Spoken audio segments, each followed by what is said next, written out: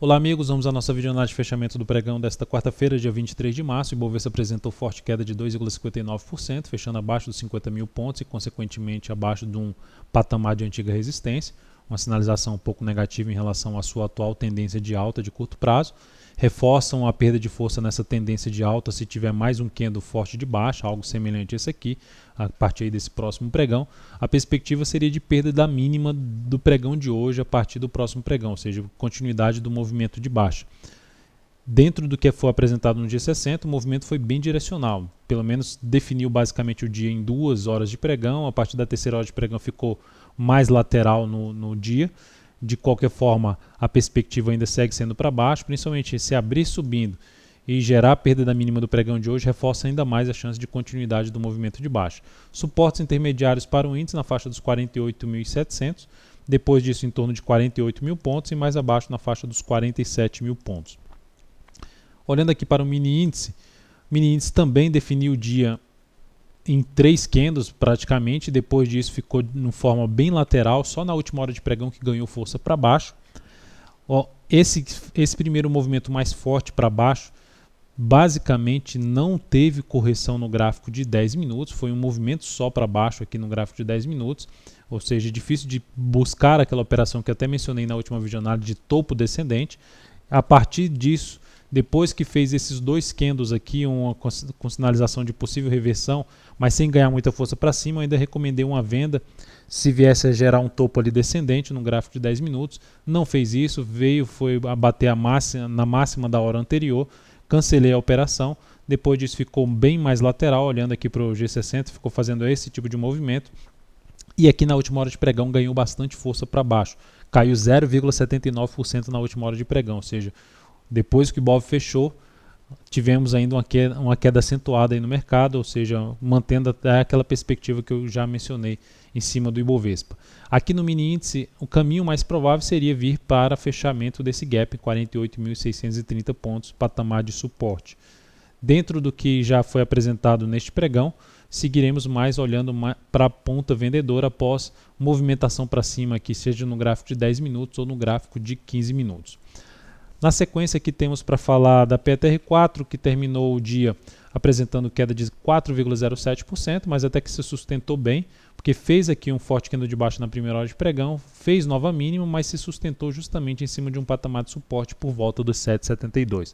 De qualquer forma, aqui pelo G60, terminou o dia apresentando a formação de topo descendente.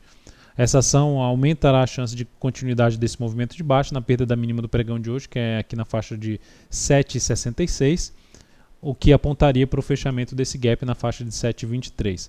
Reverte essa perspectiva se a ação, depois de gerar alguma sinalização para baixo, conseguir reverter completamente isso aqui para cima, ou seja, apresentar força compradora e romper esse patamar aqui de 7,89, que aumentaria a chance de retorno do preço para cima dos R$ 8,00 e até mesmo fundo ascendente aqui no gráfico diário.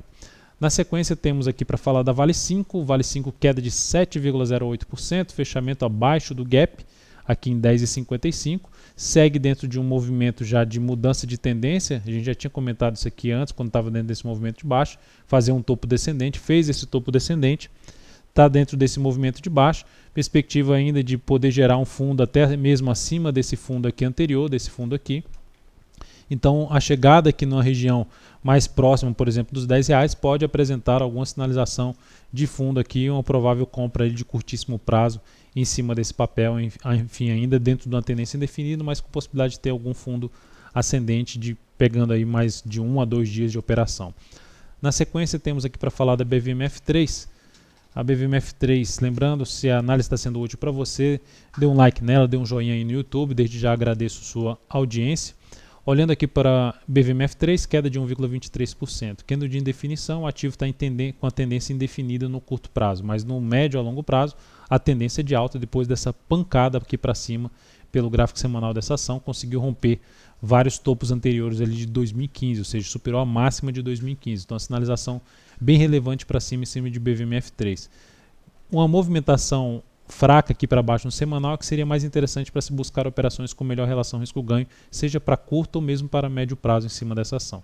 No entanto, aqui olhando para o curto prazo, aponta para o fechamento desse gap gap aqui na casa de 14,88, ficaria ainda atento para a possibilidade de se buscar fundo ascendente, uma compra de fundo ascendente em cima desse papel, ou seja, fundo acima dos 14,26 nos próximos pregões, dependendo da força que for apresentada aqui para baixo. A entrada seria basicamente na superação da máxima do pregão anterior.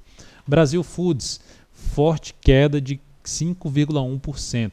Ativo praticamente sinaliza aí o final da sua tendência de alta aqui pelo gráfico diário. Já não estava conseguindo superar essa máxima aqui anterior, mas um retorno para baixo dessa região de topo que foi superada nesse movimento, fechamento abaixo do gap, apontando inclusive para a perda da mínima desse fundo, o que sacramentaria o final de uma tendência de alta de curto prazo, uma perda dos 51,60. Dependendo da forma como acontecer esse movimento, ficaria mais atento para a ponta vendedora aí de curtíssimo prazo em cima de Brasil Foods.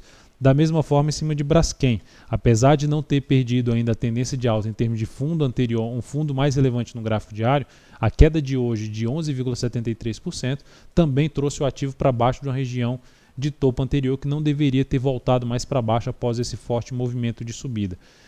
De qualquer forma, fica mais para quê? Para buscar a operação na ponta vendedora, dependendo da continuidade desse movimento de baixa. Ou seja, se voltar forte aqui para cima, já aborta essa possibilidade e traz a chance de ficar avaliando aqui esse movimento, ao final desse movimento de baixa, ainda com a possibilidade de se buscar compra mais aqui acima dessa região. O ideal que fosse acima da região aqui em torno de R$ 26,00, funcionando como suporte para voltar a pensar em compra em BRKM5.